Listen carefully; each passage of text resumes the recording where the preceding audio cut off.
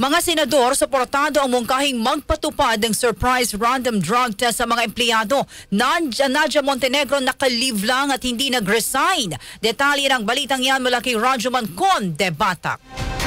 RMN Live Report! Suportado ng mga senador ang mungkahi ni Senate Minority Leader Tito Soto III na magsagawa ng surprise random drug testing sa hanay ng mga empleyado sa mataas na kapulungan.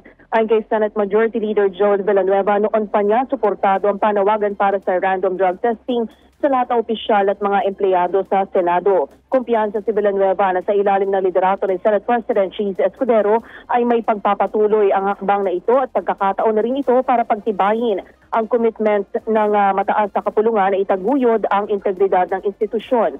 Sinabi ng senador na siya mismo ay bukas na sumailalim sa anumang drug test at mahalagang maging mabuting ehemplo sa mga sila bilang mga civil servants ng bansa. Para kay Senator Ronald Bato de la Rosa, magandang hakbang ang random drug test upang masigurong drug-free workplace ang Senado. Samantala, mariin namang itinanggi ni Atty. Rodolfo Feliz Jurado, Chief of Staff ni Senator Robin Hood Padilla, na nag-resign na si Nadia Montenegro sa kanilang opisina. Nilinaw ni Jurado na nakalib lamang si Montenegro simula pa noong Miyerkules at hindi naman nila pwedeng isuspend ito dahil nagpapatuloy pang investigasyon sa umano'y paggamit nito ng illegal na droga sa loob ng gusali ng Senado. Kasama mo sa DZXL RMN Manila, Rajuman Conde Batak, Tatak, RMN.